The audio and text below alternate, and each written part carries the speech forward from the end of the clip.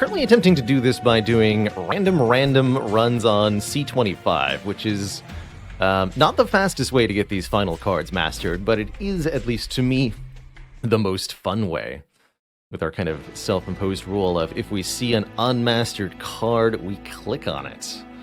Although neither of these clans have any unmastered cards. That said, I see an immediate cool synergy. I'm very curious. I'm very curious if we can make this particular clan combo win, because it does seem very unusual. And now that we've got our start of run music, let's talk a little bit about HelloFresh, because we did have that as part of the stream yesterday. After stream ended, I cooked up some burgers, and I was very pleasantly surprised at how tasty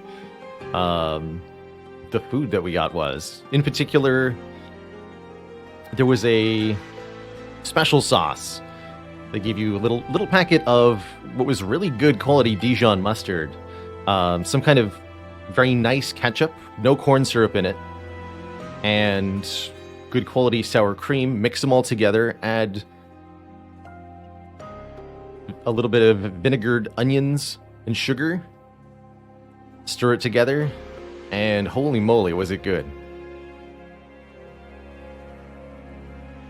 And that's what we showed off the little tiny bottle of vinegar. Fee fi fo fum. I smell the vinegar of an Englishman. That's what the little vinegar bottle was to make that special sauce for the burgers, and it was a really good use of that tiny amount of vinegar, I have to say. How's it going, Snakebird? The potato wedges, of course, as we mentioned, they did not make any fries. Nothing shaped like a fry, but they were amazingly tasty, especially with that aforementioned special sauce. I wanted there to be more of it, which is a good sign. But I also understand why there isn't more of it, and I'm glad. No, it's really tasty. I'm very much looking forward to some zucchini paninis today. So how is our Monster Train run looking here? As I mentioned right at the start, we have a very intriguing combo here. We have Sentient Awoken with Exiled Remnant secondary, so we have Reform cards with the Sentient. We started with an Edge Prior, which makes healing spells cheaper. That actually makes all of these restores and the glimmers free. What a crazy unit to be offered here. With a very unique infusion, too. The Edge Prior says, Resolve, restore 5 health to friendly units if you merge this unit with another. I think that's rather interesting. And we also started with 2 Molten Encasements, which can apply stealth. All told, this is a very unusual, potentially extremely powerful, but potentially also completely useless deck. That's how I feel about it. And it's really all going to depend on what kind of Sentient we arrive at. My hope is that we can find the Sentient that does damage when healed, because then we can have an invisible Sentient that we just spam free heal spells onto to do damage with. But will that occur? Yes. Good. Explosive. Explosive Sentient says, deal 20 damage to the front enemy unit when healed, even if at full HP. And I think that is what we can absolutely build around for this run. Like an eat-as-you-go cookbook. They send you a recipe and all the things you need to make it. Then, if you like it, you start building your own HelloFresh cookbook.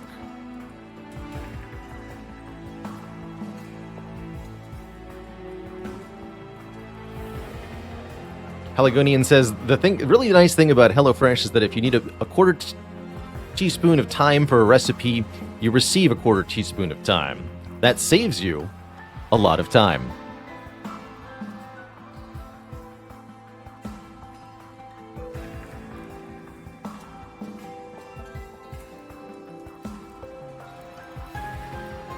One of the things we did when we... one of the things that I did when we moved into this place was get a spice rack with all of the spices that I most commonly used in my own cooking, and stock with just like a reasonably sized bottle of each of those in it, which is quite a big upfront cost to do And it's been interesting over the course of maybe half a year. I've been able to observe how much of those spices that I've actually used, and for many of them, it's quite a small quantity. My hope is now that we can just abuse Invisible Sentient to do horrific things to our foes. And wow, interesting. Salt isn't a spice. That's technically true. Yeah, salt is a mineral, or a fluoride salt, even more accurately. It's an ionic compound, 1 sodium and 1 chlorine. And then maybe there's some iodide or something sprinkled in. But keep it on the spice rack, and use it in cooking recipes alongside in a similar way to spices. So I kind of mentally organize it with spice. But yes, salt is not a spice. But it is quite nice. Split Anvil is good if you have spells of different costs. We currently don't. I guess I'll grab Endless to the first friendly unit played each turn. That is particularly useful with burnout units. We don't have any of that, but I'll quite like it with Molten Encasement here. That means we can create an endless stealth cycle. Oh man.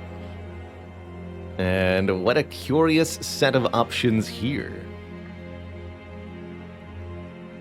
I think a floor 1 rationing scales can be totally great. Set your pyre health to 50 before each battle. If your pyre health goes down, you get money. Essentially what rationing scales does is let you have 50 health per combat for free. So you can just tank 40 damage, no problem, you'll get it all back at the start of the next combat. Or if you have any sources of healing, you can turn those into monetary gain. But you still don't get any more than 50 health. I find, especially at High Covenant, 50 health is about right. You really don't want to be taking more than that damage-wise in a combat, and you usually won't unless something goes wrong with Heaven's Seal. Dorkable Clover, thank you so much for 23 months of support.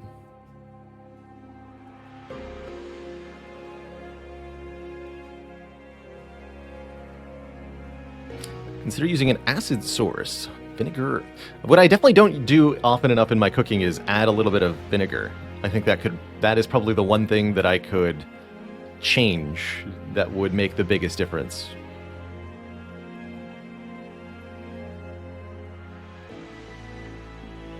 Sketches of Salvation could also be very hilarious here. Although that's mostly going to make it impossible to get Sentient and Edge Prior on the same floor. Also with double stealth boys, I really don't think it's a good idea to sketches. Yeah, I'll take the rationing scales. Last choice, Thornfruit's not bad either, for the record. But without any way to boost those stings at the moment, not too interested. I can easily take spikes on our foes in the first combat here.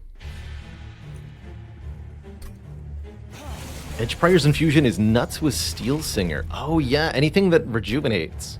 Wait, like Sentient. Edge Prior's Infusion is nuts with Sentient.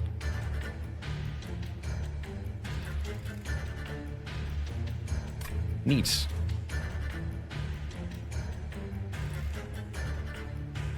Scarthas, thank you so much for the 17 months. No, you can't put the infusion onto the champ. But you can put it onto a unit that you deploy with the champ.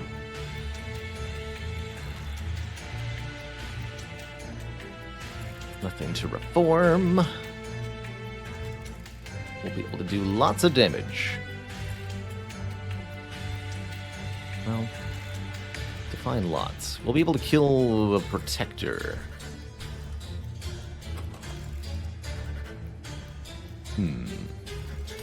Noted. I was supposed to make the encasement endless, I think. This is fine, though.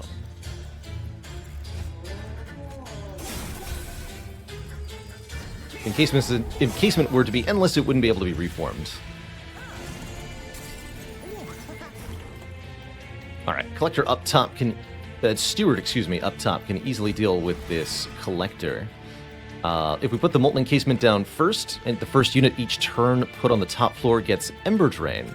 And since this unit is dying, they will perish before the Ember Drain can sap their energy. This also means that we've now created an endless Burnout 1 Molten Encasement by just reforming it. which we can do thanks to the combination of the votive key and these primitive molds that are in our starting deck, which is going to allow us to do some very, very bust things. These are 1 capacity? That's overpowered. Probably meant to restore down here. But I wanted to make sure this guy didn't get through. We'll have to snipe them with Glimmer.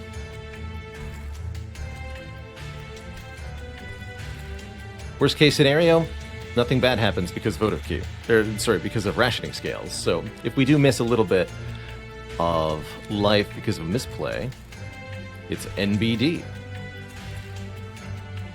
Okay, you become endless up here. You're gonna get deployed down here.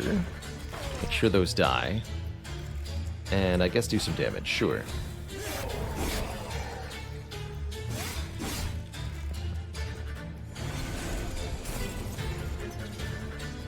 Yes, reforming it additional times would extend the burnout more and more, but what I want is a encasement that dies every single turn so that we can get repeated bonuses of the stealth.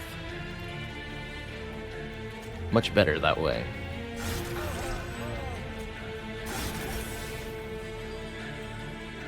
Oh yeah, because we don't actually have any attack damage? I see a problem here, fundamentally. Good news is Sentient's endless, so we just want to make sure we don't prevent Sentient from being deployed on next floor. And you can participate too, sure.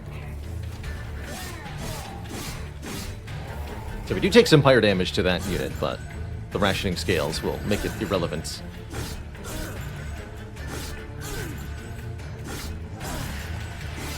What we'd like to do is find some ways to stack regeneration on our champ, perhaps. Or maybe just heal her more times per turn. Anything that achieves that means will work just fine here.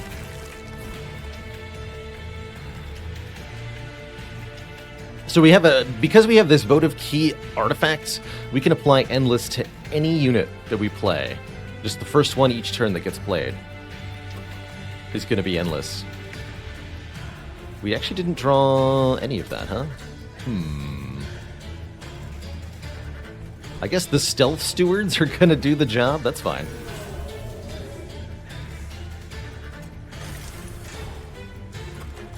That is totally fine.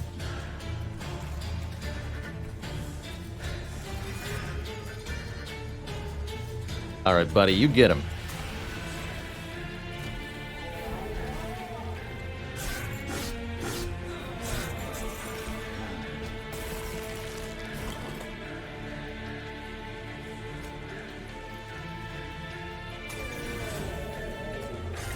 Minus 65. Okay, so we'll have to actually take some more fire damage here, and I'm okay with that too.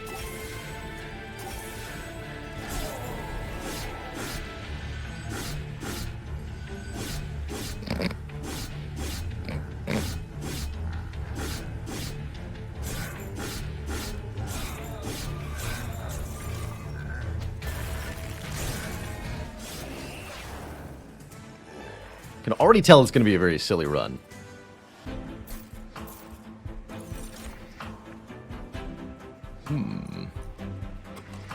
Steel Enhancer is somewhat tempting.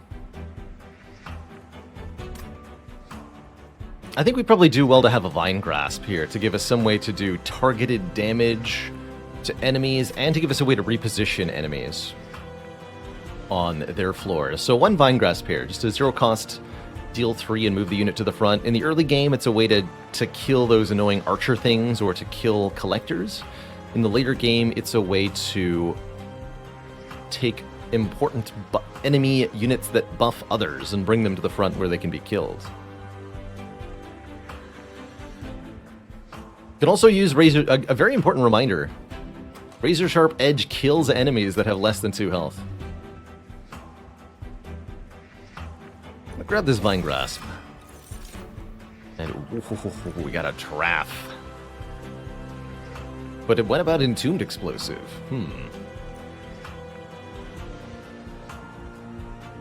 Choices. Giraffe is definitely a very good card in any deck with primitive molds. And also with votive key. just really nice here. I think Entombed Explosive's ability to do 50 damage is also very, very swanky. Draft is going to combo really well with the stealth. I'll take this draft. I think I'm most confident in being able to use that for redonkulous things. So are we prioritizing Awoken banner units or Remnant banner units? And do I care for a Merchant of Steel this early? One of the toughest choices, I think, in any Monster Train run. Do you go to that floor 2 Merchant of Steel or Merchant of Magic?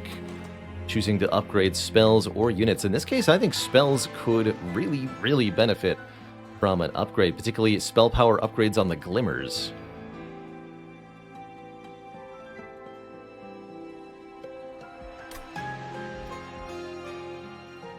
And I think we're more likely to find something that we want out of an Awoken unit banner than out of a Remnant unit banner at this moment. So I'm going to choose this way.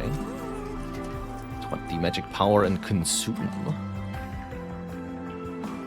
Making one of the reforms free sounds like a good idea, too. Before we purchase those upgrades, though, let's actually see what's here. Ah, Thorned Hollow. Interesting.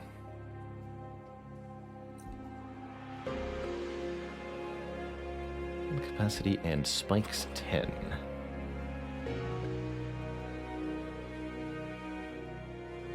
So the essence of the Edge Prior. Plus 5 health and resolve, restore 5 to friendly units. That doesn't... The first part of that, the plus 5 health, that's a bonus max health, right? And that won't, my understanding is, affect this Thorned Hollow. That wouldn't be a rejuvenate proc. I don't think. Kind of interesting to do spikes plus stealth. I don't think that's a good idea, huh? Well, you never know. But that could let me then build up all the spikes. It was strange. Oh, that's right. And that's just a one-time bonus. Sorry. For some reason, my brain was parsing the plus 5 HP as part of the resolve effect that would occur each turn. No, that's not occurring. Okay.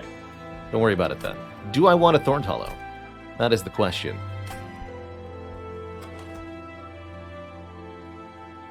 Unsure. Like, the thorns don't persist if it is reformed. I'm really not sure the stealth works in my favor here, because enemies can't strike the Thorned Hollow if it is stealthed. But I suppose the role of the Thorned Hollow would be that of a boss killer.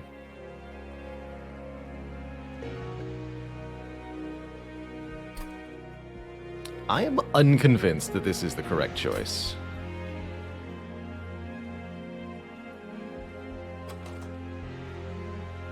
Yeah, I'm unconvinced. Could take the Sweeper. That's certainly an option. Giraffe infused into Husk Hermit, in particular, could be interesting. This gives it multi-strike, not any damage bonus, though. Interesting. I'm going to skip both of them. Don't really like either, is where I ultimately land. Alright, we'll empower one of these Glimmers to consume. Only one of them can consume, though. Might want to make the other one holdover.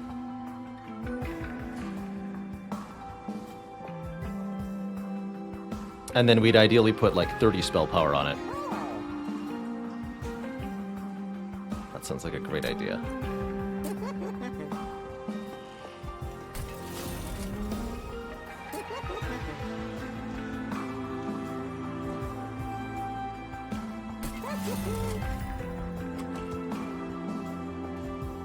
That's what I want. We could get another cost reduction. If I pay for a reroll here, we'd have 15 left, which could be 115. I don't think that's enough to buy the other upgrade anyway. So I think I'm going to not pay for a reroll here, just take our money. Do I take this money, though? That's the real question. We've got a Divine Temple coming up. That's good. Another Merchant of Magic or a Hellvent to duplicate. Choices, choices.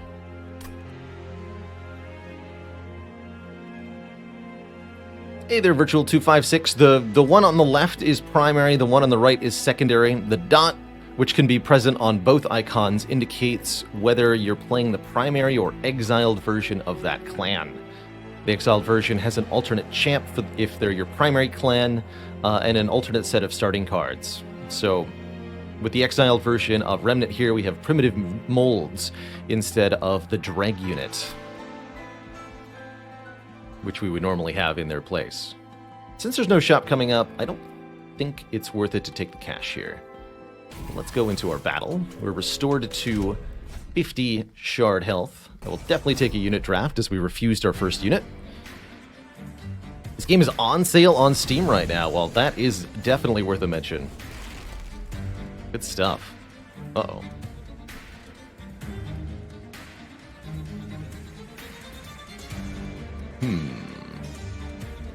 Alright, Sentience is going to go on top, I suppose. We'll make an endless Molten Encasement. I'll just put 2 Train Stewards here, as their 5 damage attacks are going to be more than enough to cleave through the low health enemies that are racing to the top of our pyre with these hasters. Oh, how dare you.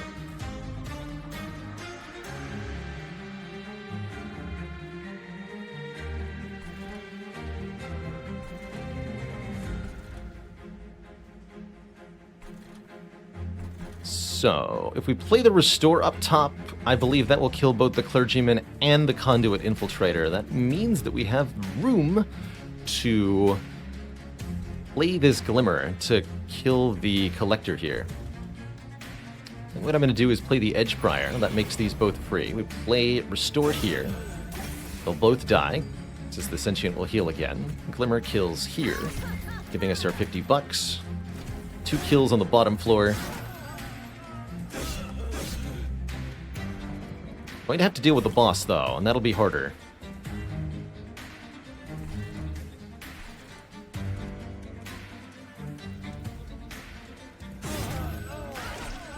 Stacking some regen on Sentient can help.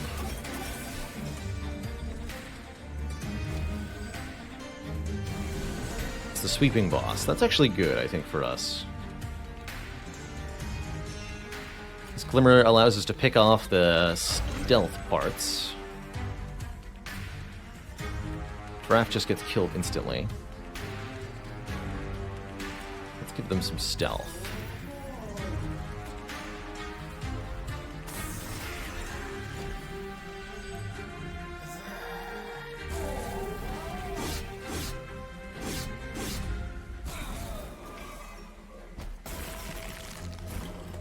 So each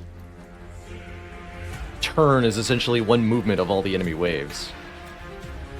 Let's see, what have we killed so far? 2 Train Stewards and the draft. I'm hoping for the draft back, but... Oh, nice. Very good. Very good. And it has enough health to survive the first hit now, too. Let's make this thing endless. Actually, wait. Do we want to? Yes, let's make this thing endless. Get some stealth for more damage. Stack more regen here. Get the steward involved too.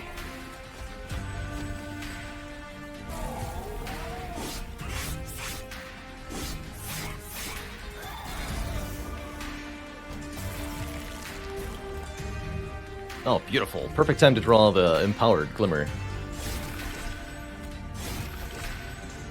Blam. And this guy will get a couple hits in too. So that's enough to take out the boss without any fire damage, thankfully. GG.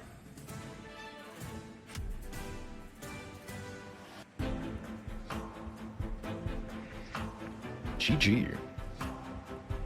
Way more combinations than you thought previously. With the DLC, it's 6 factions, 2 combinations each. And that is a lot of different possibilities. Do I want another Glimmer? No. I've got a holdover Glimmer. I don't need another copy of Glimmer.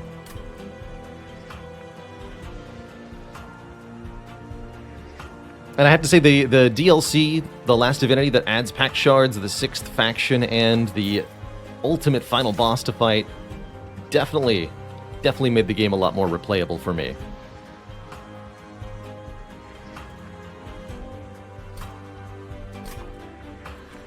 See, is there a nice little breakdown?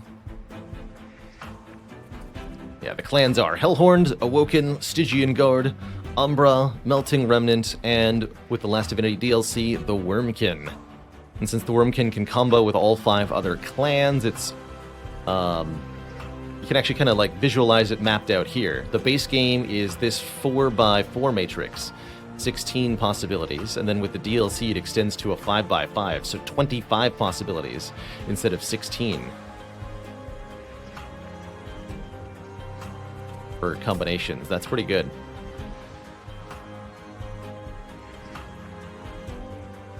And then that's not even counting different champ and different exiled or not status, too. Plus 10 and Burnout 2.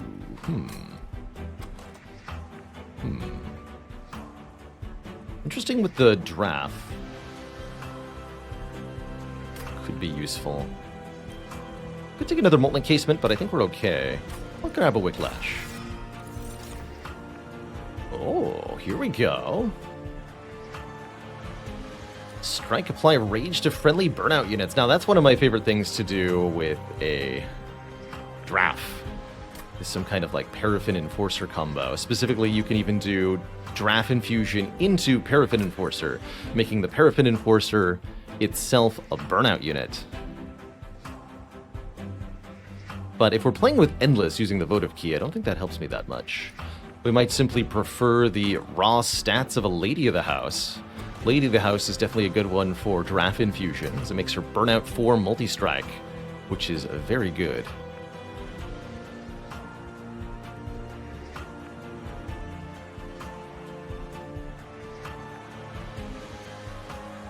The gimmick for the Wormkin are called Echoes. They're a special resource that accumulate on each floor. Many of the Wormkin's cards are infused. They'll have a purple border, and that gives you 1 charged Echo when you play the card. And then everything the Wormkin have that is special is a derivative of the Echoes. Eggs use the Echoes to hatch. Reap uses Echoes to deal damage. Stuff like that. But it's all about the charged Echoes at the end of the day. We've got some really good options for this Hellvent.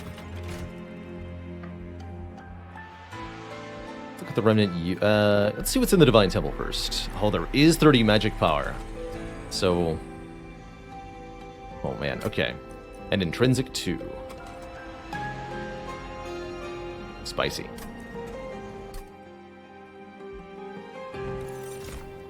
Slay, gain dollars. Harvest could be okay. Harvest is money gain whenever something dies.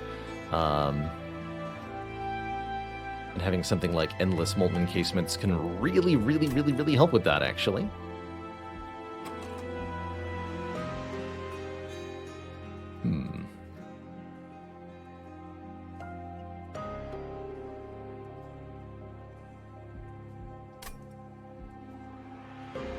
Interesting. Infuse that into the Edge Prior?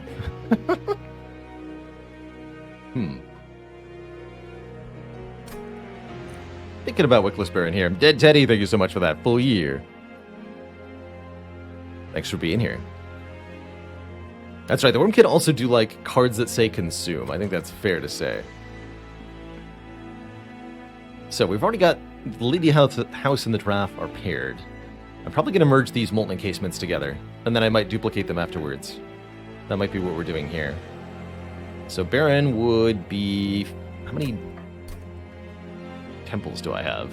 Okay, we've got temples for days. Actually, we have only 3. So, max of 3 infused units, which would be a lot of shards. But I think we're headed in the right direction to make that work.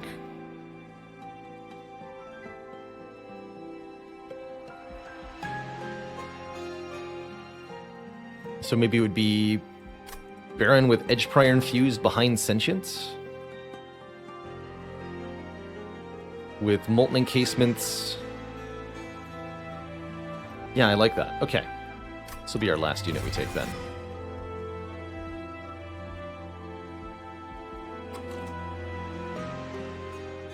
I think I'll look at the caverns before...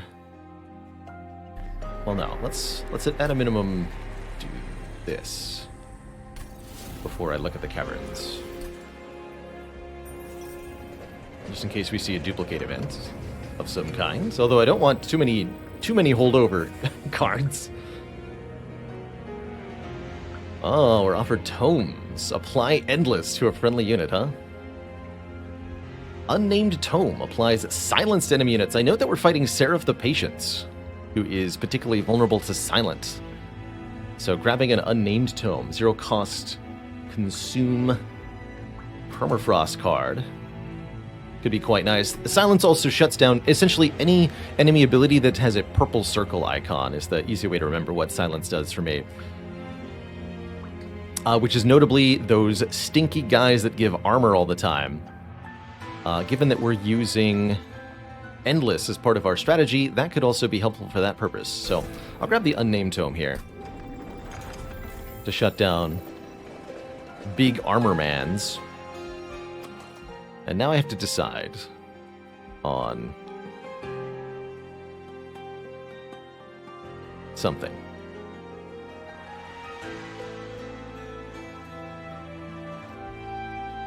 Which is what I'm going to duplicate. I don't think we need to duplicate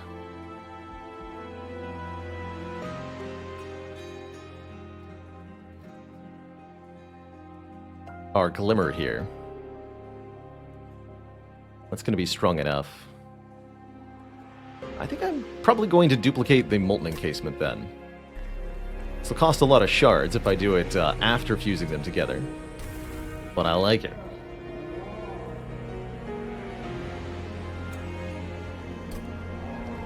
This creates a unit that now applies Stealth 4 when it dies.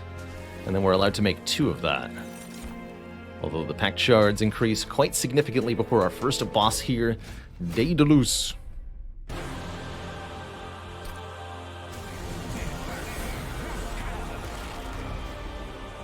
Daedalus.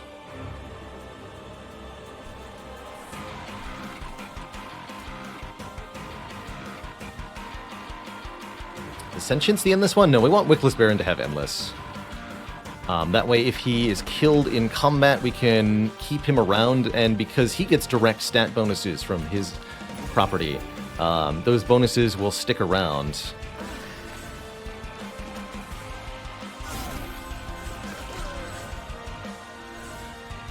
If he is revived. Didn't want to put that steward into the reform pool. Okay, so this is the thing to make Endless. Give them all the stealth in the world.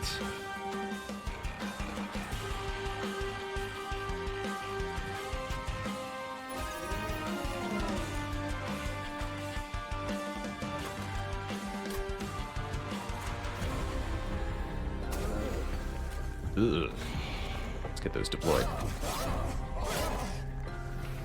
This version of Daedalus has the double bombs. Rude. Oh dear.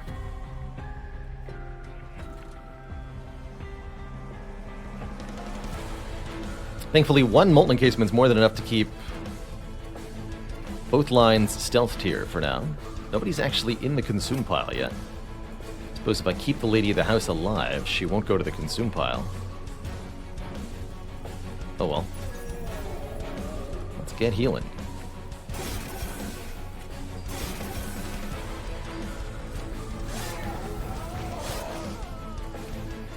Really would like my holdover thingy, though.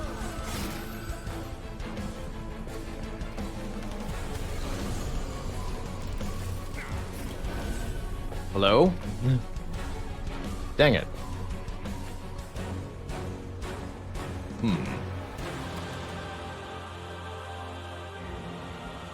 Unfortunate. So far, these primitive molds have been of questionable utility, too.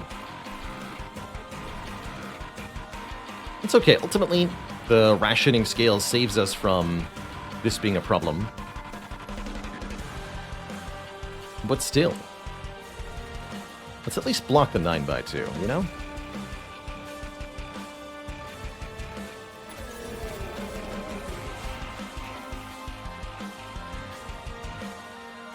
Oh, because this doesn't prevent... I understand. Alright, well, they're both dead then. I understand. Let's see, do we have any primitive molds coming up? Just one? In that case, don't die yet. Did not realize it would work like that, but makes sense.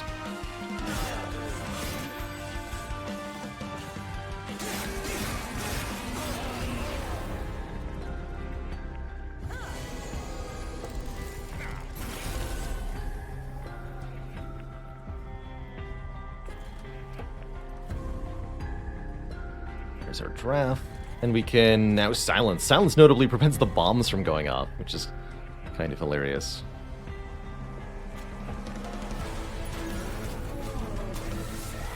Okay, kill those two. Heal yourself a little bit. Doesn't really matter to silence the bomb. Let's keep the option available to silence wherever the bomb goes next turn, just in case I don't like it.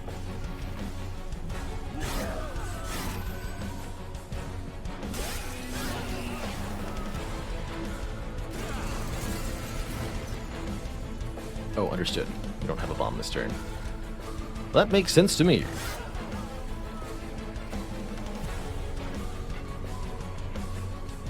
So, this primitive mold returned to me.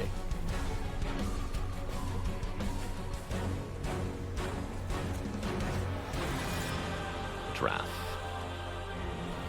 Understood. Glimmer finally shows up next turn.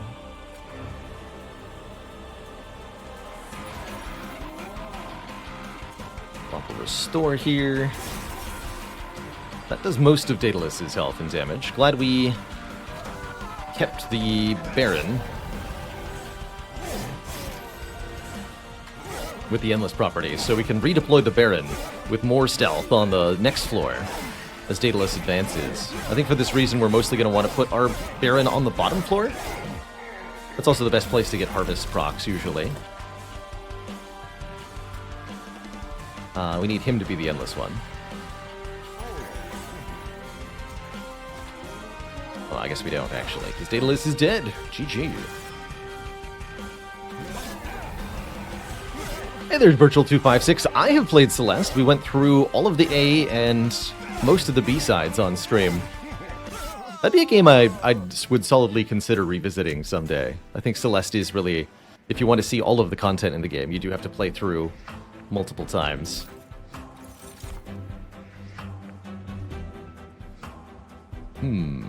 Restore a friendly unit to full health and swap attack and health. Good old intent on that. Trigger a unit's extinguishability without killing it. Lets us get even a little bit more stealth going quickly. Sure, we'll take intent on death. I did not do Act 9. No. Cultivate. This could have also been something we built around, maybe. But I think we have most of our units spoken for at this time. We're going to be taking additional card draw. Please. And thank you. Vulcan Hollow would be great, but we don't have any really room for it in the deck, so to speak. Do I take a Merchant of Steel? I think we need to take the opportunity. Although we don't have a lot of money to work with. Actually, I'll be going to this one. So maybe I do take the money. Pyramanes is also more money, essentially.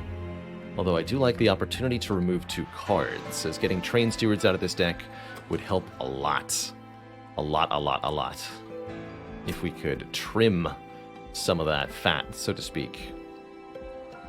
But I think it's better to take the money. Over here. Oh, interesting. Conscription notice. First summon your champion, gain a random unit card with +10/+10. -1 cost, -1 capacity. Notably, this only ever generates 1 capacity, 0 cost units. It's not as random as it might sound. Could be a nice little addition to your battle line, if you've got the room. I would say that we do not.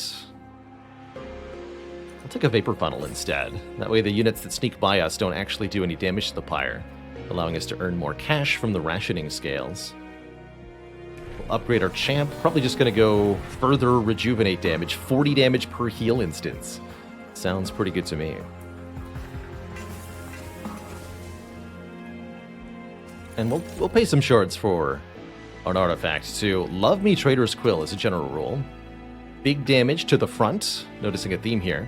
Whenever something with consume is played, we've got a few of those. So this could definitely help. Fine Grasp every turn is interesting too. Just one deal 3.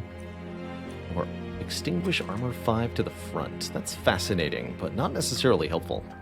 Let's take the Trader's Quill. More damage is going to absolutely help. And now we're up to $425 dues. Do I dare give multi-strike to my foes? I do dare.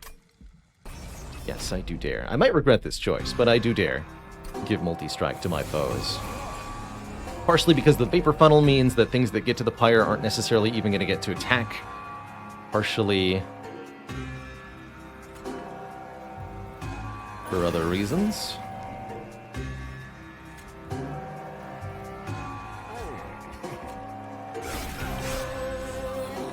Absolutely destroyed. Although then this guy didn't even die, technically. And I was supposed to make the Baronetless, but I did not. It's okay, we'll just have to make sure he has lots of stealth.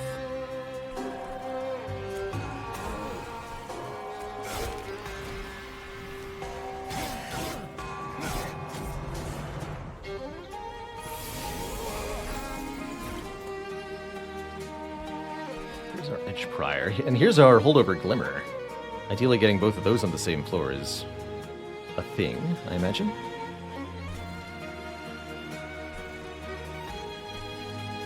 We don't have room if I want to stealth the Wickless Barons, so I don't think we have room.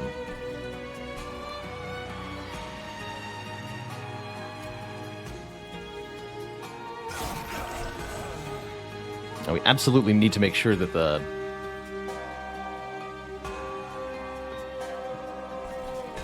death is occurring.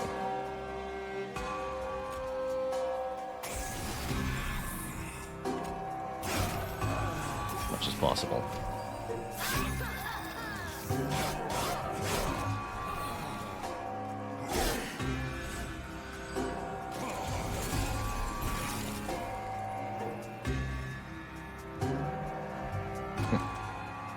But my Molten Encasements. Hello?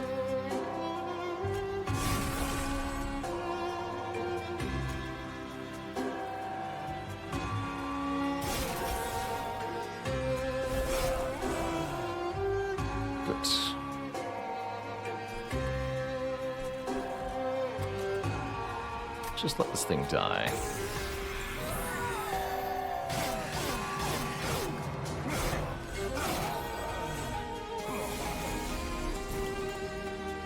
Finally.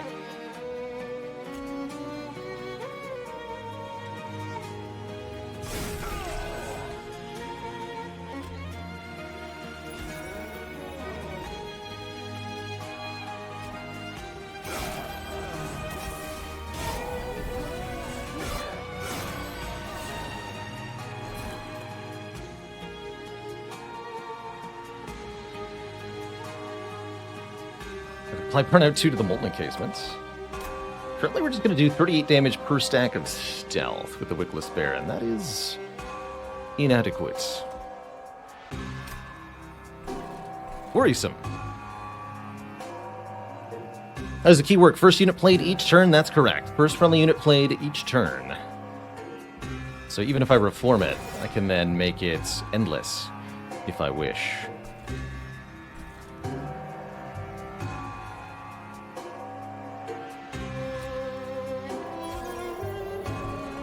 You could say that it's going to be key to our victory.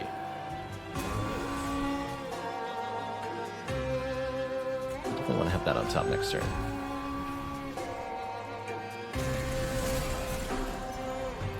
Okay, that's plenty of damage. We'll defeat this fool.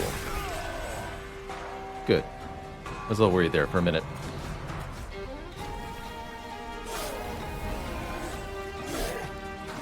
Mostly it's that the sentient is not helping here. For the boss fight, which makes sense. She's more about the wave clearing. She's more about the wave clearing.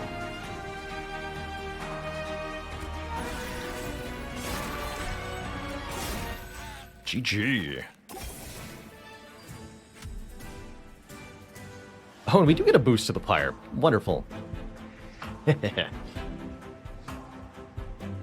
I guess you could say that the Sentient was able to exploit our opponent's Achilles heel.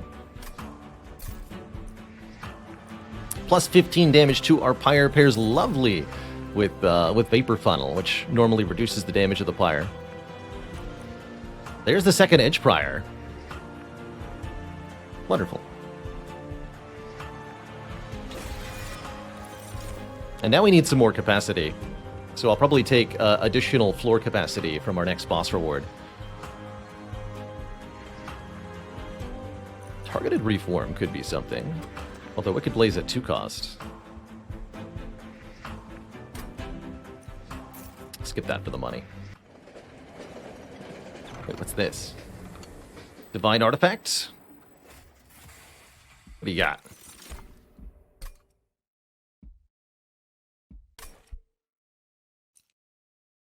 Units cost -4.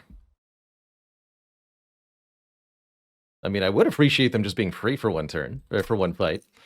And units get -2 damage, or front friendly unit gets +10 on every floor every turn. I could also skip this for $25 if you really want to, but I'll take free units for a fight. I think that'll be great.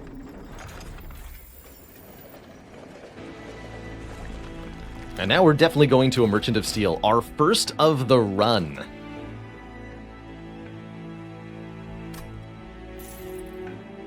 What we got?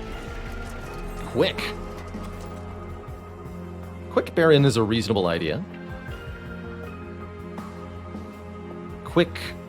Actually, no. We want the Lady of the House draft combo to be quick. And I'm infusing draft into Lady of the House. 1, because we get better stats. 2, because that creates a priority unit. So let's put quick on her. And then, using this Divine Temple, we'll merge the draft with her to give her 1 more turn of Burnout and Multi-Strike. Making her pretty deadly. I will pay 10 shards to get rid of 1 purge. Primitive Mold, excuse me. I realize that our shard count is getting into the dangerous territory here.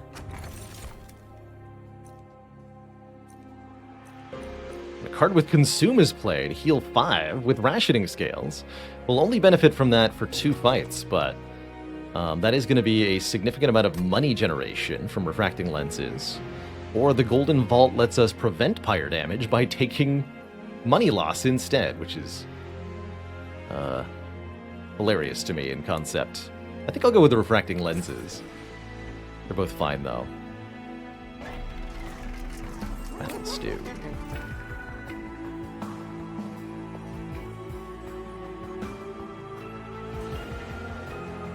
Don't want the Molten Encasements to have more health. Baron having more health might be a good idea.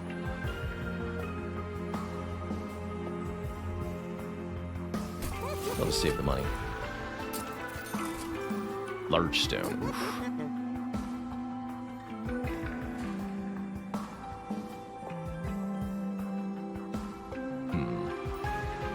Oh, it goes with her, actually. Because she goes on her own floor.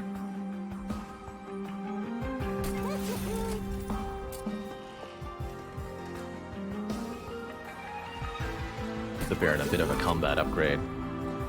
And I'll pay for 2 card purges here. We need to get these stewards gone. And that needs to happen now. And I happen to have extra money. Okay, our last Divine Temple. Next floor, we'll be able to get our final unit infusion. Where I'll infuse something into the Wickless Baron. I do intend for it to be one of the Edge Priors.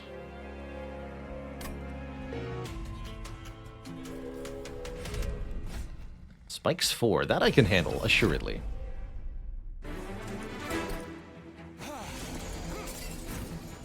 And we'll get another random artifact for that, which is juicy. Oh no, all the primitive molds on turn 1. That is not good. Yikes. Oh, that is really not good.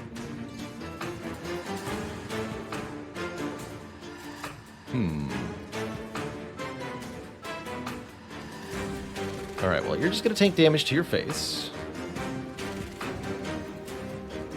I want her to be endless or not endless? She'll be fine. You're the endless one.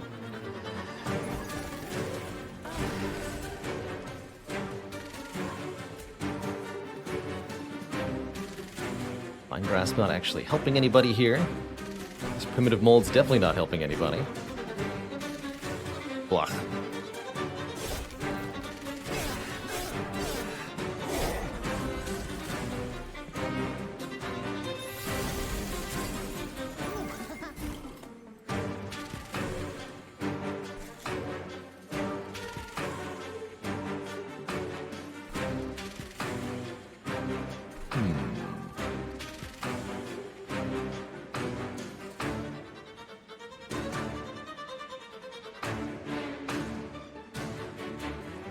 We have a problem.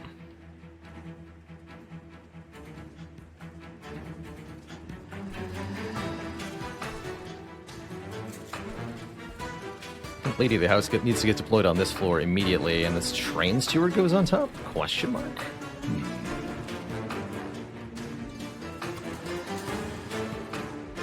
We're going to lose our sentient. I don't like that.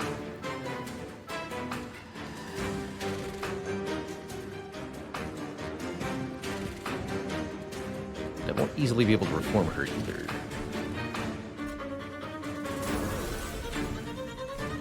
You can go up top. I've decided.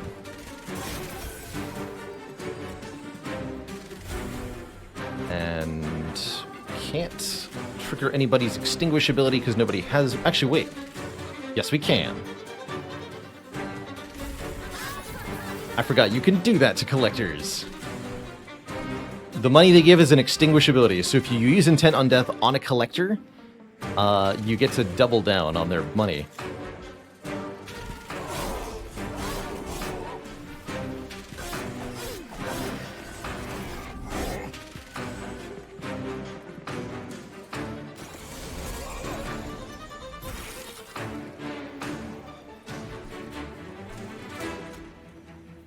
One time.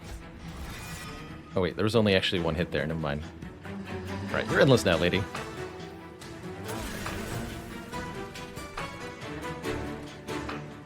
All seems fine.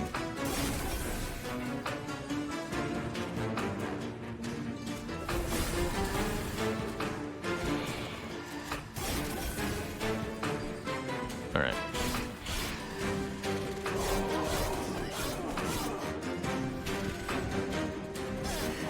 Get him, Vapor Funnel.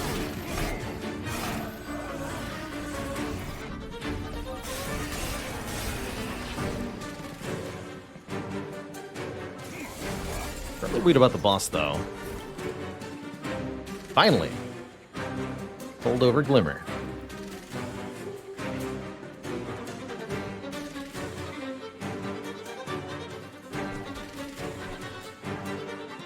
But then there's no room for the Molten Encasements.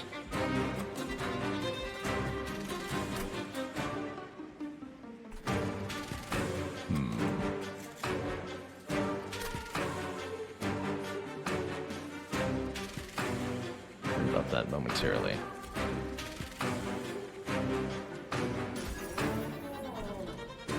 This is fine.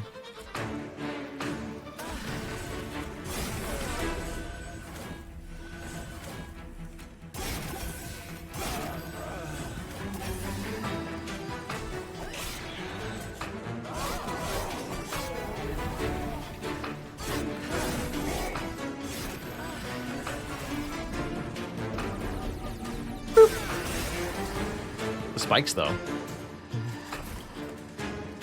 The spikes, though.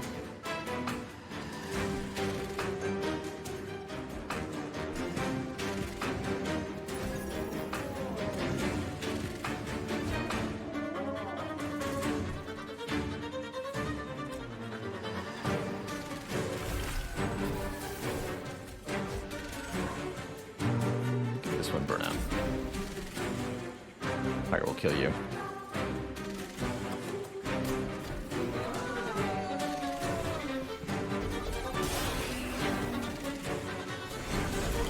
Oh, this boss has sweep too. That's definitely going to be a problem for me.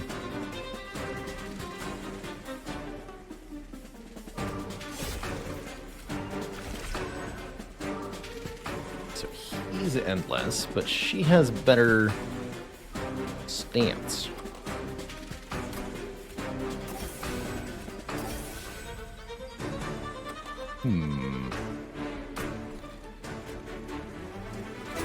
Perhaps we'll put him on the top floor.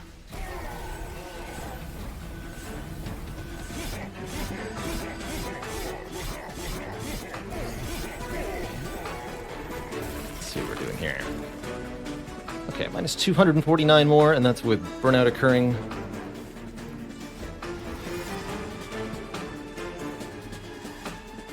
So let's just give him more stealth up top then. Time to get my hands dirty.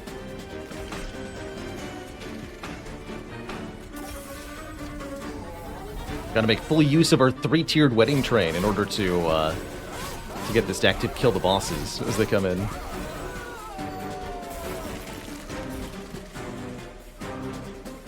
Success. I'll take it. Burn out one Edgebriar? Sure. Get in there, buddy. GG.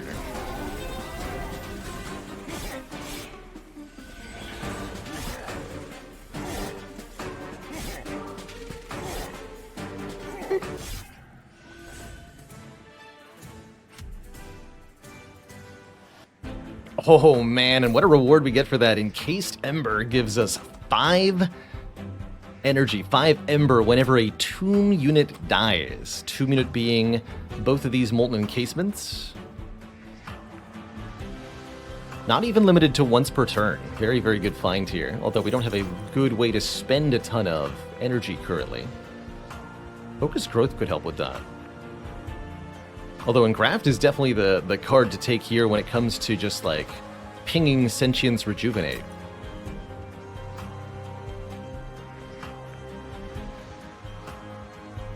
We would benefit from him, as usual, I find, as Revenant. We did see a Sack Dagger earlier. I should have taken it, because we could be Sack Daggering our own encasements.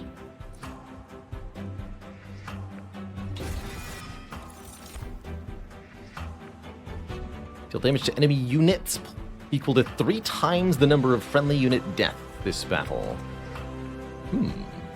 How often are we actually getting friendly unit deaths, though? Not as often as we need to.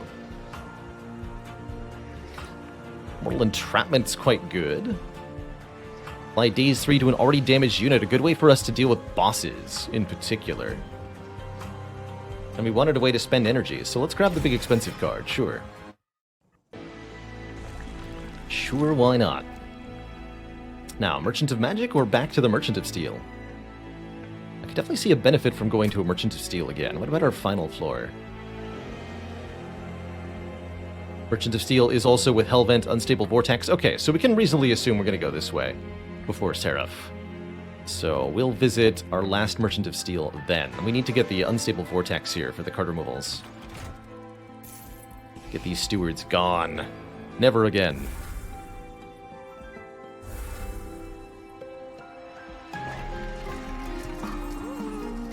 Double stack. Dazed 6. Potent. For when you absolutely positively must never be attacked again. We've got in here. -2 cost. Intrinsic.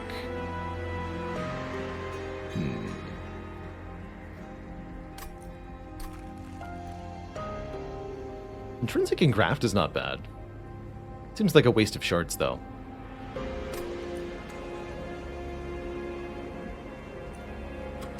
So what did we decide we were going to merge into our Wickless Baron? It would have to be one of these Edge Priors, right? Maybe that's not worth 25 shards either.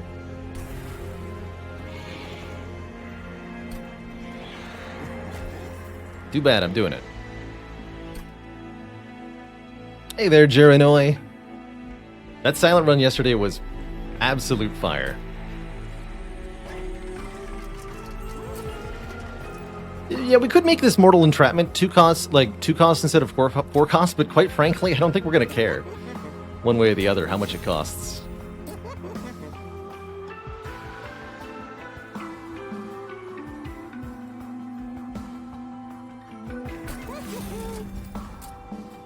Do not think we're going to care.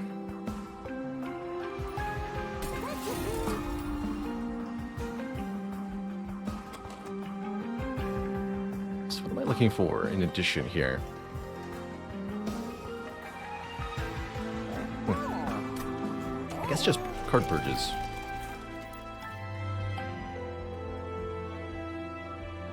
Probably go Herzl's Horde Concealed Caverns next floor. So with another Merchant of Magic coming up, I'll just save the rest of my money now. 145 shards going into Arcus. Good. Arcus summons these dark shards, which penalize us for taking particular actions on particular floors, kind of like a game of Simon Says. This particular variant of Arcus will constantly summon these stinky absolvers who constantly add curses and deadweights to our deck. Unacceptable.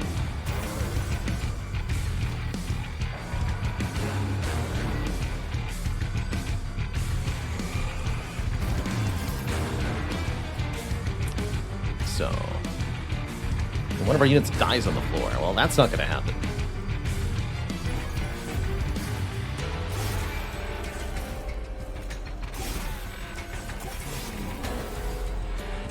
I think we could start cutting more primitive molds from this deck. We're really not reforming that much because of the Votive Key.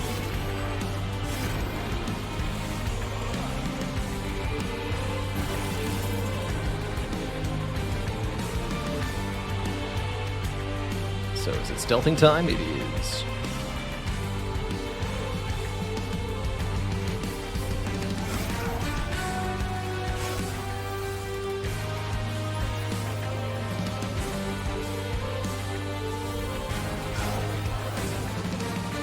Right, you don't die if there's nobody to kill you.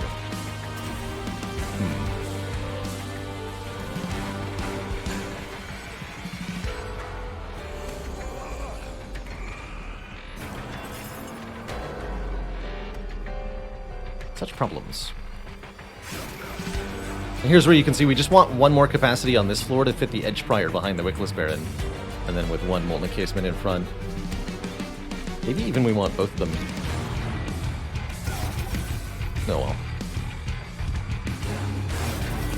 Although notably, we can't get stealth if there's no enemies alive to strike us. But I guess that's where hitting our own units would be very helpful. We just kill all the enemies and then kill all of our own units too with our spells. Perfect. Play a non-morsel unit on the floor. Why, is that going to be a problem?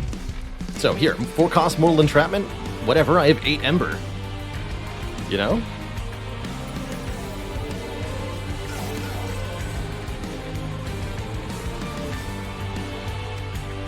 Oh, Arcus is technically dazed. Or technically injured, rather. Boop. Now he's dazed.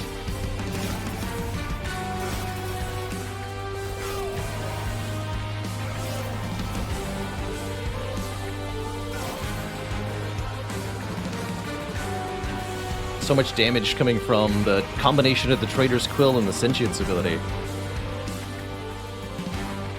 It's real spicy-like.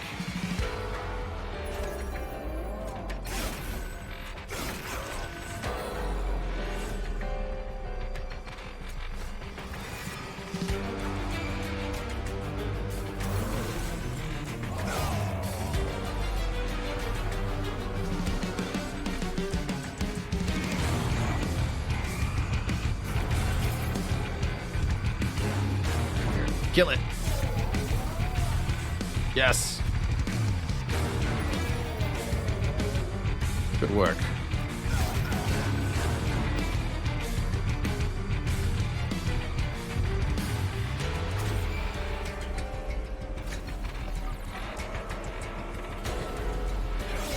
Thou shalt not, that's right, thou shalt not let a unit die in the floor, thou shalt not play a spell on this floor, thou shalt not summon a unit onto this floor. I guess stealth and dazed kind of don't work together, huh? That's fine by me. Daze him anyway.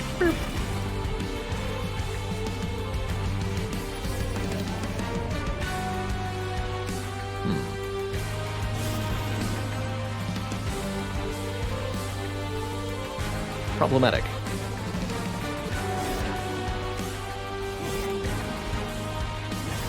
Definitely seems like the Baron is not doing enough damage.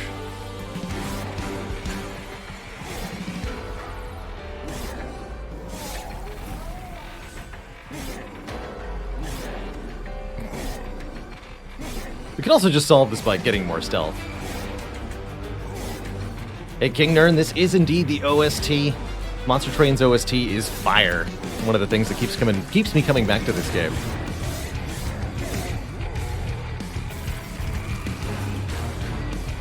The lady does do more, but the lady burns out. That's her problem.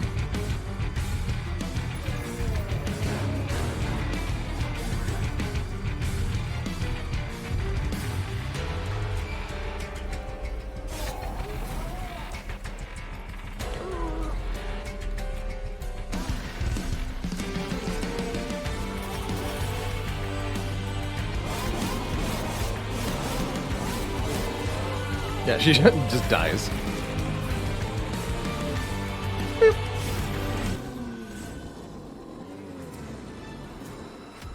We can increase her burnout by a little bit, but not by a lot. These are odd cards. Devourer of Death. Harvest Extinguish thing. Try a unit and give it better stats. Channel Song with Innate can be pretty good. But I don't think we want any of this. The Resolve applies spikes to friendly units is kind of cool too. It's not per turn though, only after combat. Let's take my 10 gold. We're going to be taking the Light of Seraph, +1 capacity on each floor, allowing us a little bit more room for our units.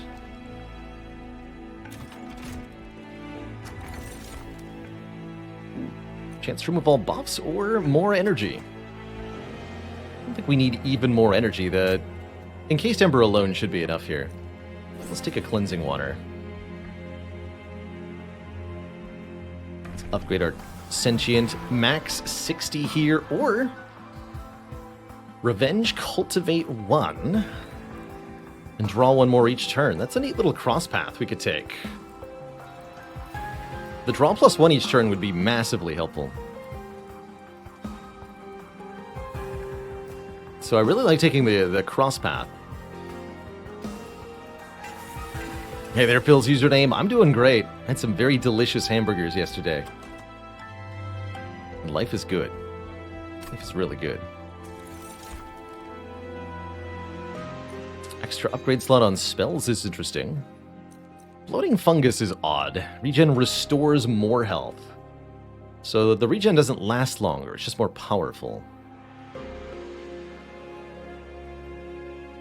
Extra upgrade slot on spells is definitely what I'm going to take, though. That enables us to further upgrade this Holdover Glimmer. Or to further upgrade... to, like, max out and graft somehow. Gotta love a good burger. Holdover and graft, very, very good here. I could make Mortal Entrapment Holdover.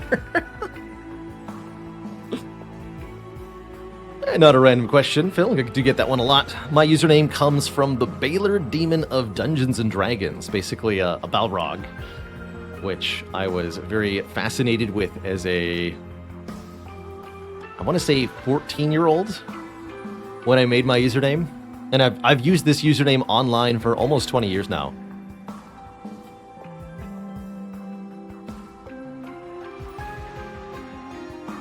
We get to the goal of 25 HelloFresh yesterday. We did not, although we got really close. I think we ended at 23. That code is still valid for the next few days. Wait, is that in my title today? Oh, shoot. No, that's supposed to be in there.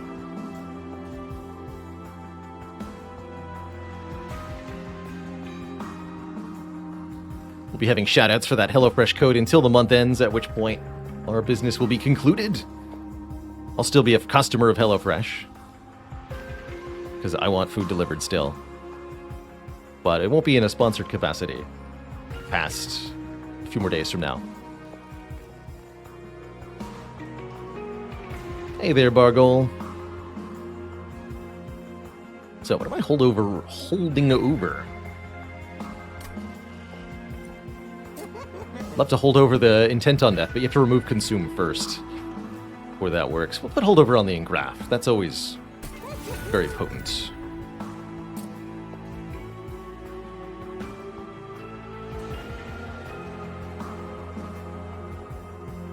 Or I could have put holdover on Vinegrass. Maybe that was the play? So that I had a way to kill my own tomb units? I love that idea. That probably was the play.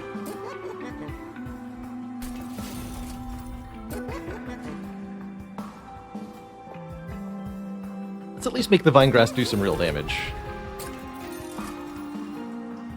There is an Eternal Stone.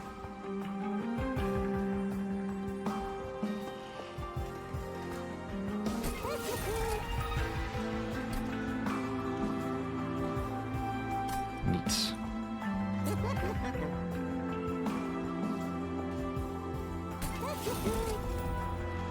A lot of money.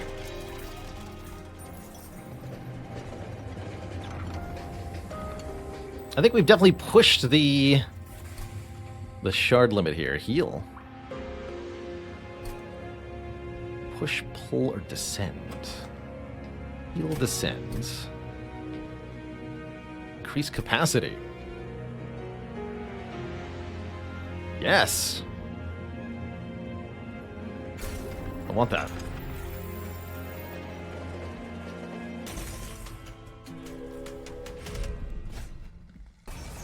I think you will likely have an easier time taking some shards versus taking no shards. But you could definitely have a very hard time if you take too many shards. Certainly that is possible to do.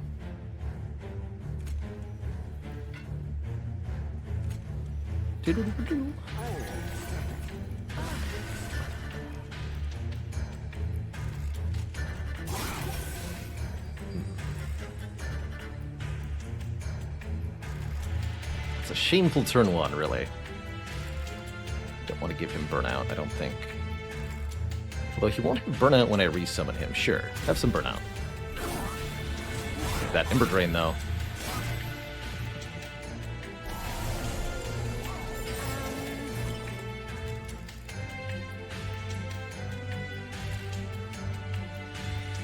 Choose one unit to play? Ah! Oh wait, I know what to choose. Yes, I know what to choose. Dog Barker, thank you so much for the 18 months.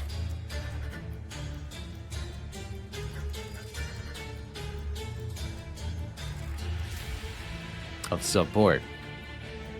Yeah, any +4 embers?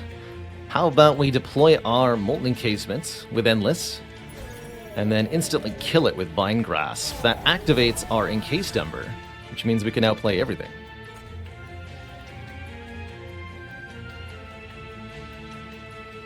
That's even before the Edgebriar gets involved.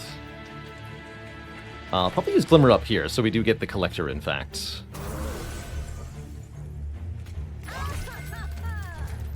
Sounds grand.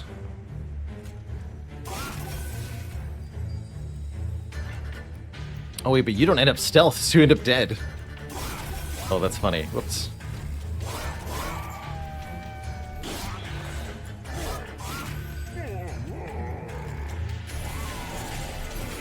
Oh dear.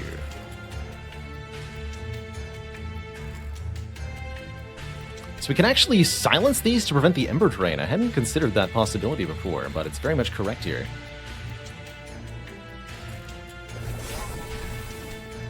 So we get minus 100. Then they'll both die to the pyre, so we don't need to worry about this anymore. So yes, you no longer have anything stinky.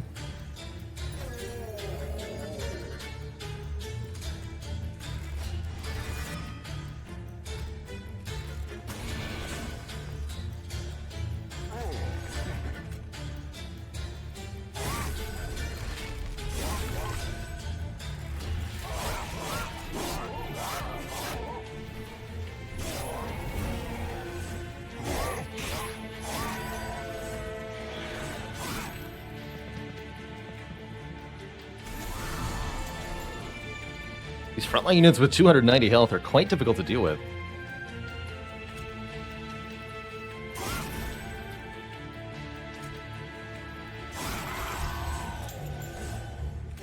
I think we're starting to get the hang of it.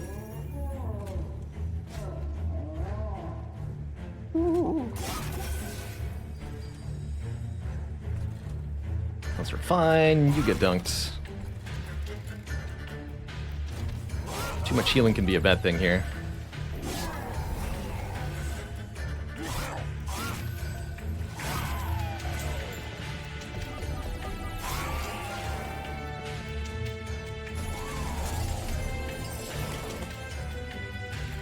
Beautiful.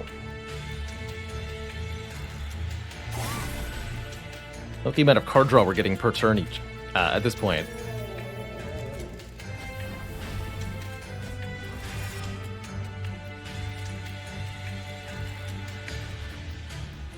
Wait, that even applied to itself? Hilarious. Wait a minute.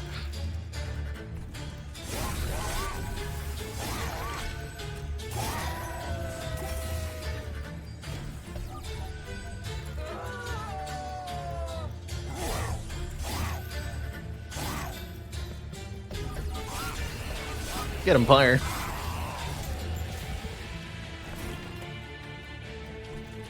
You got this.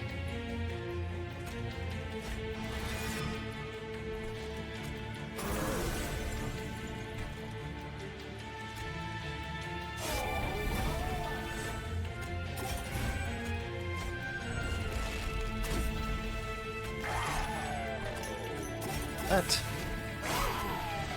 13 stealth on the Baron seems pretty okay.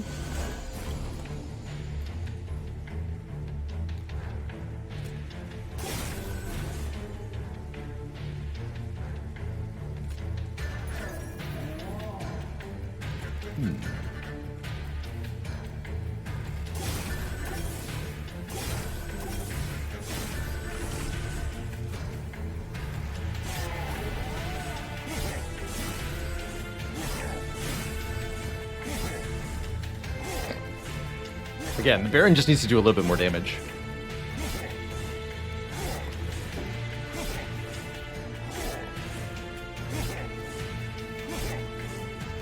This is particularly problematic when it comes to the Last Divinity, because we cannot defeat Last Divinity across multiple floors. Once the Relentless phase begins, that boss will attack on all 3 floors simultaneously, and then immediately go to the pyre.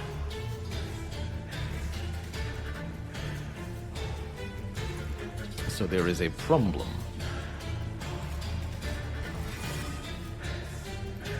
So our Baron did not return? That's even more of a problem.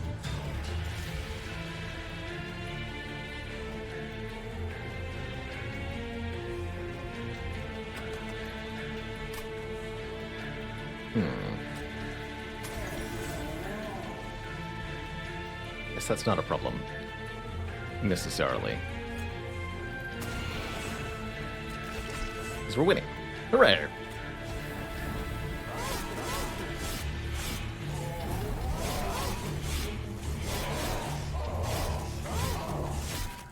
GG.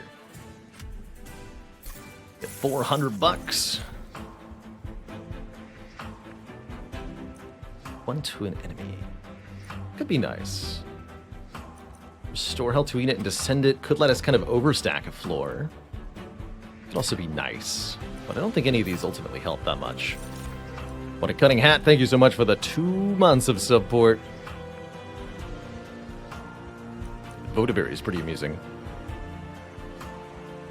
But Votiberry also really requests that you have a way to kill it. Is this a random run? It was. That is how it started. Now it is a ridiculous run. But we're trying our best. Aha, okay. Baron has multi-strike, and that is probably all the difference that we need here. Good. Maybe I'll even dupe the Baron now. Only 2 capacity. Having 2 of them would be really, really, really helpful.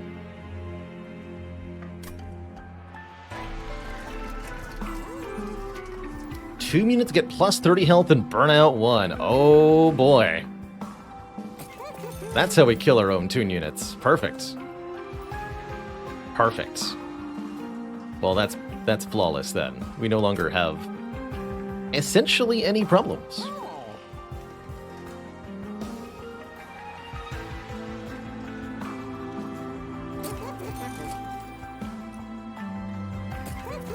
And in case that weren't enough, we'll take the Waxer Snuffer, which says extinguish abilities trigger twice. So we're now gaining 8 stealth when a Molten Encasement dies. And now I can make a 3rd one. No, I'm gonna make double Barons. Holy moly, we got so strong suddenly.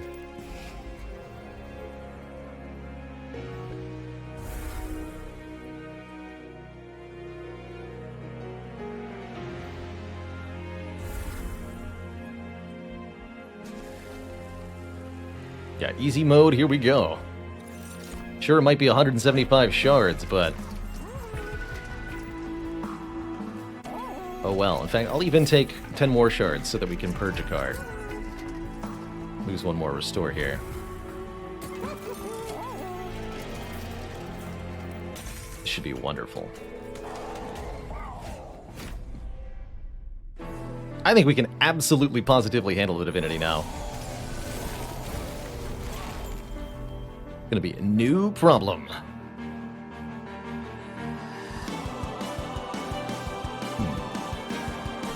Should probably put Sentient on top for this fight, since his Light Wing's gonna be annoying.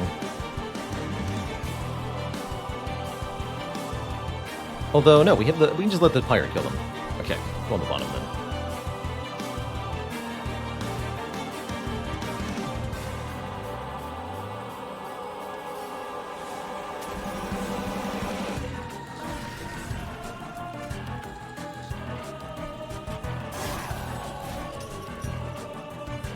This version of Seraph will gain attack power every time we either play a spell or unit on this floor, which can make him very problematic in a myriad of ways here. He just attacks for huge damage. That 8 stealth, that's ridiculous. That's the entire fight. From one man's becoming die.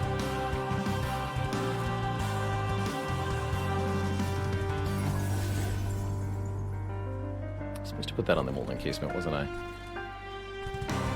It's okay, that's what we gotta reform for.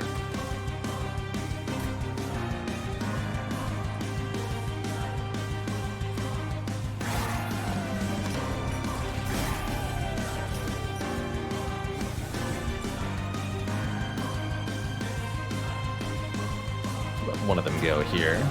We'll let the other one cycle.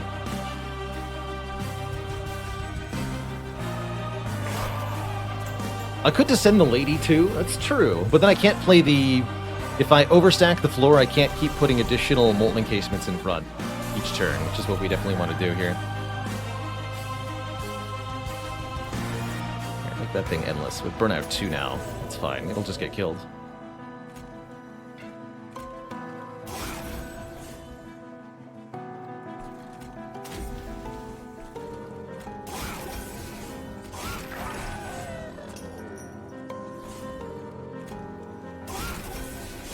I don't really care how strong Seraph gets. His attack power is going to be completely irrelevant, unless you're going to be ignoring it in so many different ways.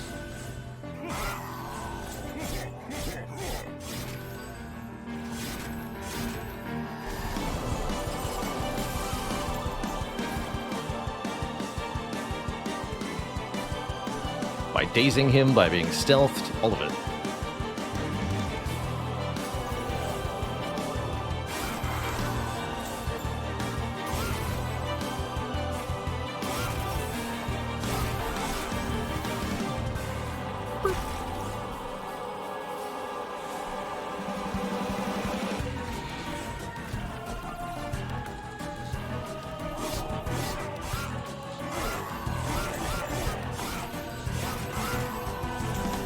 That didn't work how I wanted it to. Fine. I also didn't kill it. I understand. Or silence him. Kill you guys. Stun him. Yeah, there we go. Can't do nothing.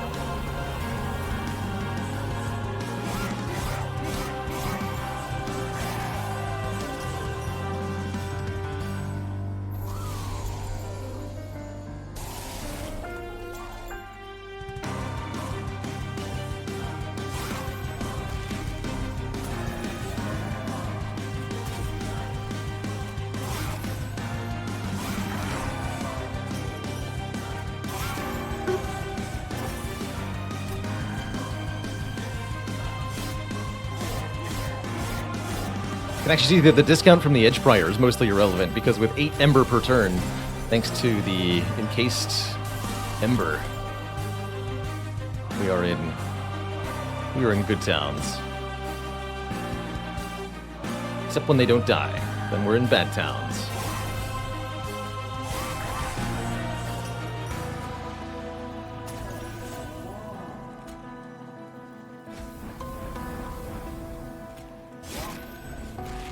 Beautiful.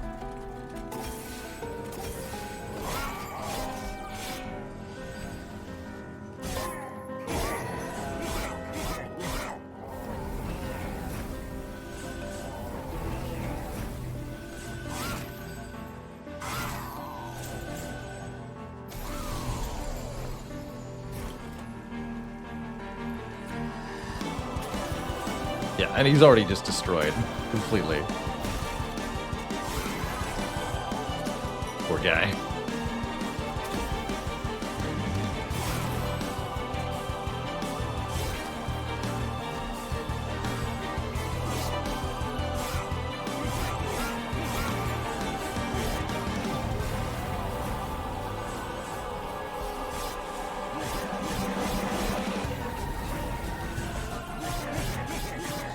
So we essentially multiply the amount of damage we're doing by 8, because we doubled the number of Barons, so that's times 2. We made the Barons attack twice, that's another times 2, so times 4.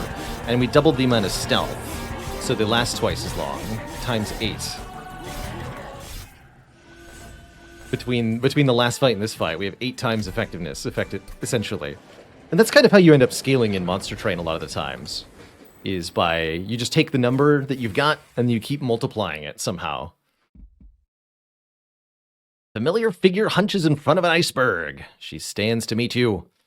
You're destined to do this forever. Might as well make him hurt for it, eh? Get a Shard of Divinity, 100 armor for the next fight. This is an event that can only appear before the final battle if you have over 150 Pact Shards. So only high shard runs will see this.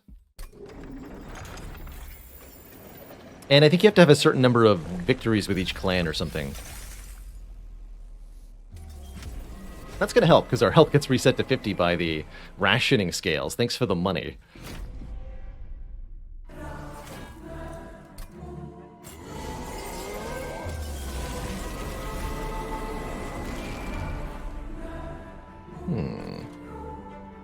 Well, that is not the turn one I wanted to see.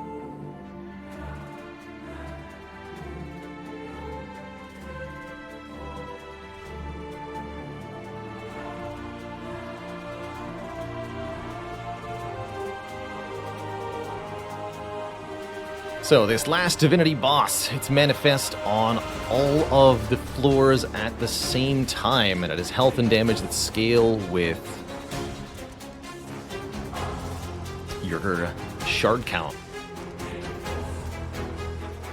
Each floor has a different property. The top floor sweeps, hitting all enemy units at the same time. Middle floor has multi-strike and the highest average damage output. The bottom floor has trample, causing excess damage to do overkill. We're gonna go with our usual bottom floor plus mid floor setup here. Unable to make use of this mortal entrapment. That's okay. Sentient might end up dying. Right, we get stat gain when she gets damaged. It's kind of cute. Lots of deadly waves in this last divinity fight that can be really challenging to deal with.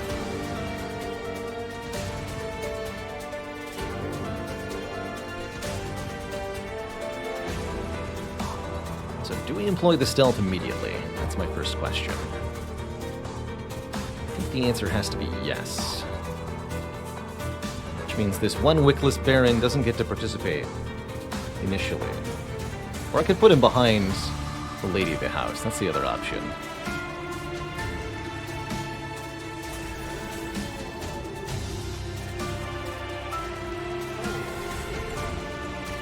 Let him do all this.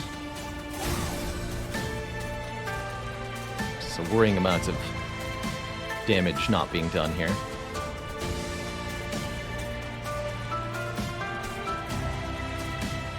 Top floor seems like a bad place for him.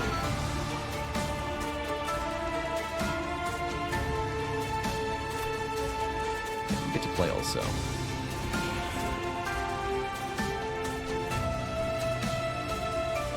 I suppose I could always reform him, but then he'll always have burnout.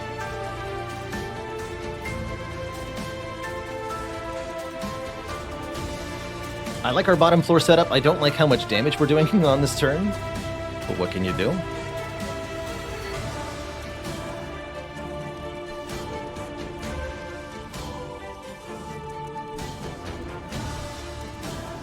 I think we need to wait on this man. I've got armor.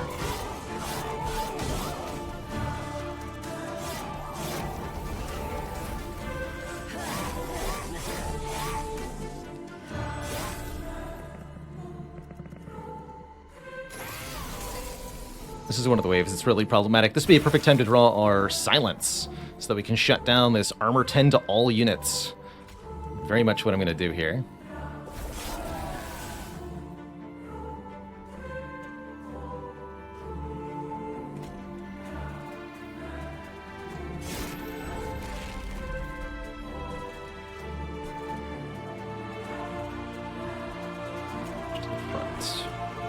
Do I want to kill my own Molten Encasement immediately? I think I need to kill this.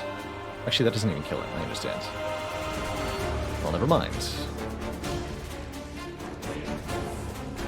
It's fine. We'll lose a little bit of Pyre Armor to these two. Probably some more here. Actually, if I was going to Vine Grasp anybody, this guy to the front seems more reasonable.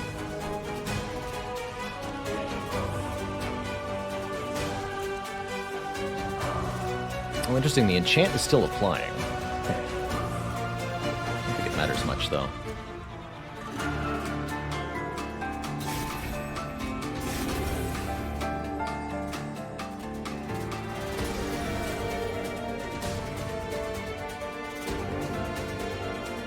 So you come to the front. And we both go here, actually.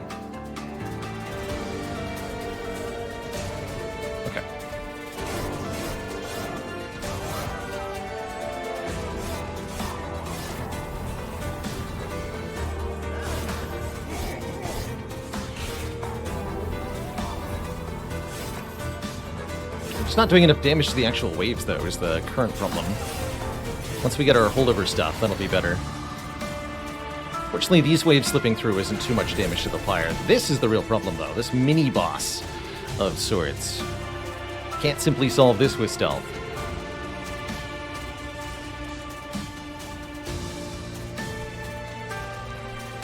But I did draw a lot of healing on this turn, so that's a good sign. this essentially all just dies. We take maybe 12 fire damage to this wave. This one's a lot worse.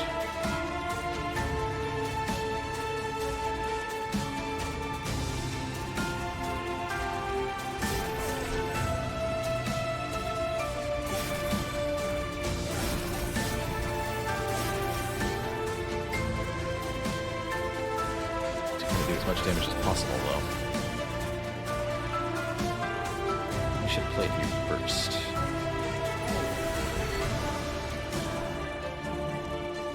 Oh, right. I'm gonna go with that was not ideal.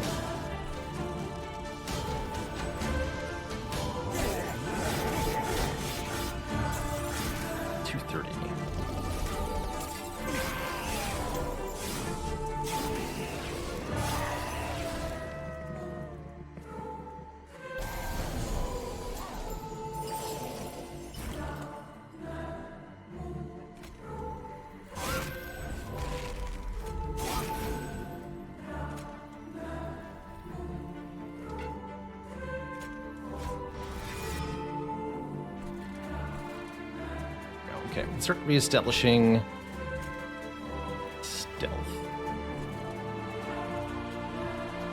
Hits for 22. That's a real problem, huh? Don't know how to stop that. I need to further set up on the bottom here. That's deeply concerning to me. Too bad I can't give stealth to the fire, you know?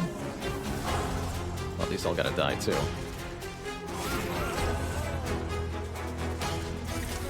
Uh-oh. There we go. We've kind of created a gap. Hopefully we'll have enough fire armor here.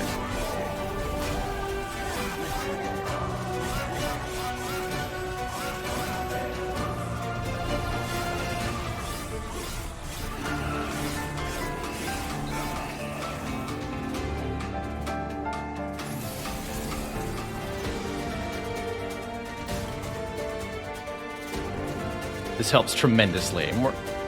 Absolutely tremendously. Life-saving Mortal Entrapment here. I wasn't sure how I was going to deal with this thing. But Mortal Entrapment is the answer. Daze it 6, the Pyre can kill it.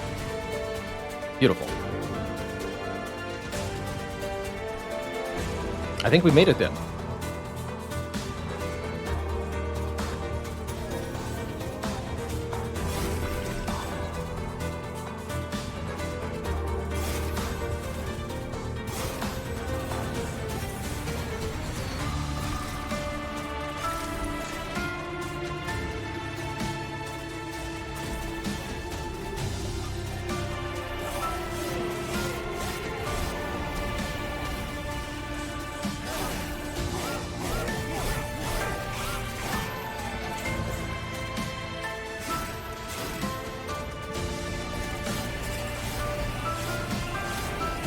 Wow.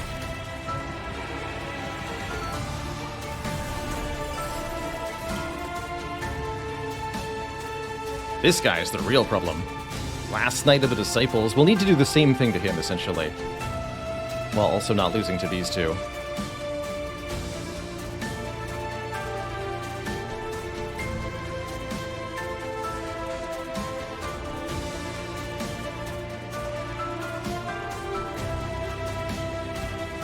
Getting her back helps a lot. Stop this Gilded Wing Cold.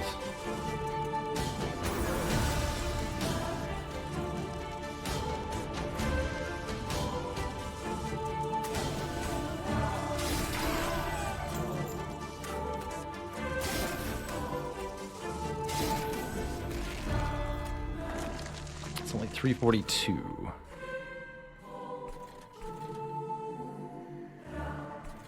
Hit for 65 by 2. Be perfect. Kill.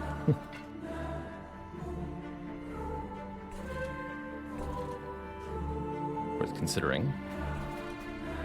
Also think about pulling the Conduit Redirector to the front here. And then hitting them with the holdover thingy next turn. Let's do that.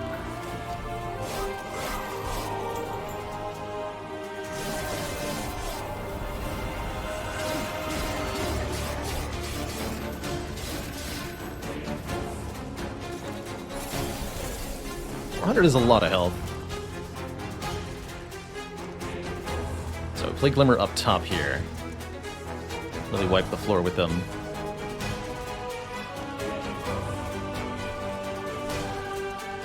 Stealthy Boy is not here.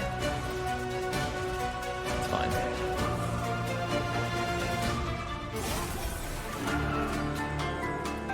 These backliners aren't that dangerous either. Here's our Mortal Entrapment.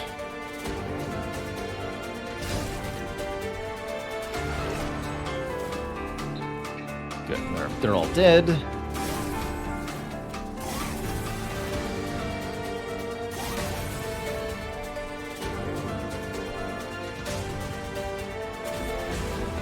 Wonderful. Yeah, the Mortal Entrapment lasts many turns, so we just play it early. And if we can draw it again, even better, but I don't think we need to.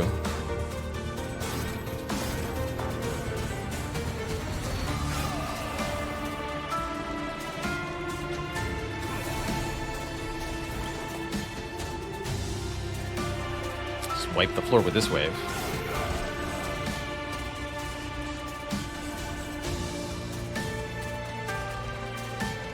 Deploy you. Intent on death you. Graft. Form. More stealth. This looks fine. Going up top, he'll be 6 dazed with 50 damage. Yeah, real shout out to Boone of the Blacksmith for carrying this run. I don't know that we would be winning without it, by the way. Unfortunately, this Vine Grasp is actually not strong enough to kill our own units. Disaster.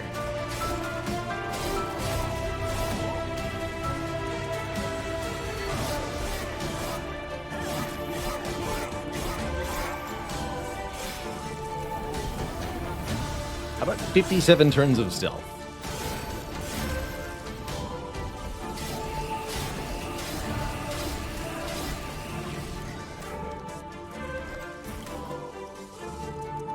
X. This is, in fact, the end. GG. We made it. With a very unusual, rather creative, Awoken/Remnant hybrid run. Using heals to do damage, kind of relying on the Pyre to take a lot of hits for us, too. GG.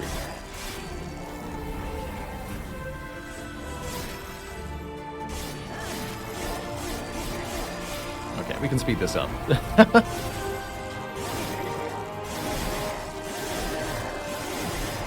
Since it's going to take a long time.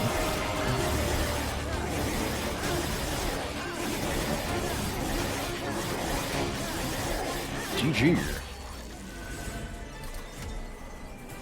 Hey there, if you enjoyed that video, watch this one next. And before you go, join us on Twitch and watch live. I'm there 5 days a week playing Slay the Spire, answering questions, and chilling with the community. Click the link in the description to follow right now. Ta-ta for now.